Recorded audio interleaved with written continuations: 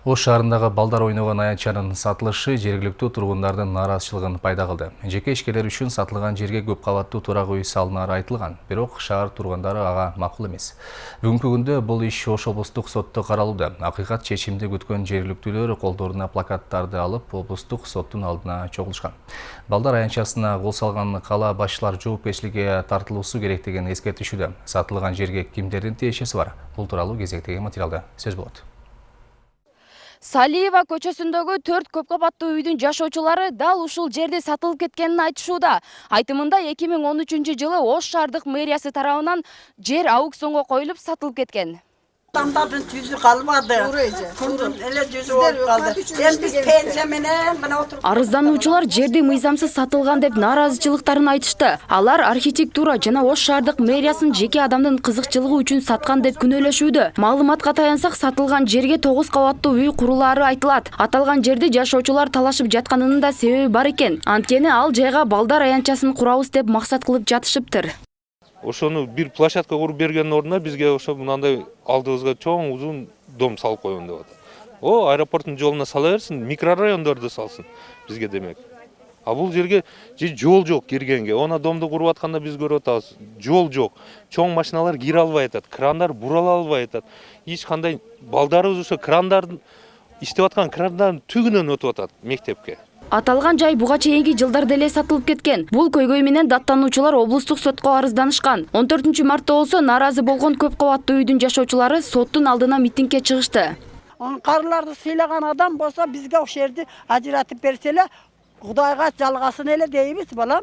Uşul ele gözü uyku yok bizde hazır. Kayka varağız bizde 4 dom köylegende hem dom düşük bete 4 domdu buzu atat da misali. 4 aylana tomdu buzu atat.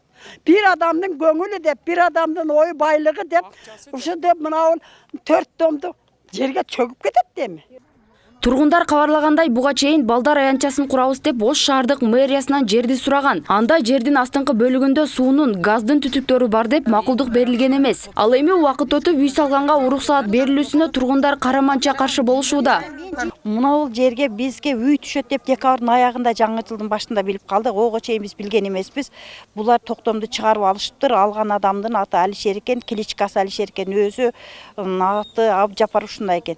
Анан мына бизге детский площадкага уруксат берген эмес. Анан үй түшөт, 9 этаж үй түшөт десе 20, 22, 24, 26 ушу 4 домдун ортосунан жер берип коюптур экен.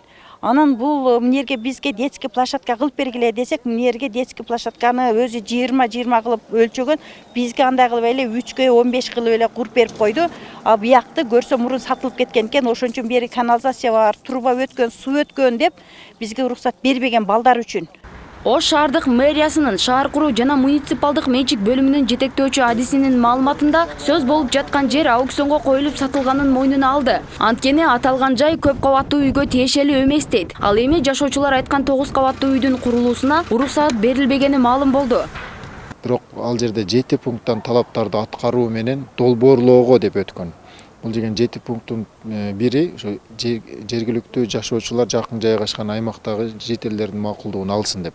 Бүгүнкү күндө жителдер макулдук бербей атышат. Бул дегени пока качан ошол жергиликтүү жашоочулар макулдук бергенден кийин гана андан кайра градосоветке коюлуп маселе каралат.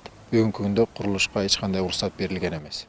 Эскерте кетсек, мындай көйгөй Ош шаарында биринчи жолу катталган жок. Салиева дарегиндеги сатылган дейилген жер жеке менчикке өткөнүн эске алуу менен азыр курулуш иштери башталбай турат. Ал эми жашоочулар жерди кайтарып берүүсүн талап кылууну токтотпоосун билдиришти. Айта кетсек, аталган даректе 200дөн ашуун жашоочу жашайт. Бактыгүл Мираделова, Адлет Нишанбаев, Нур Ньюс.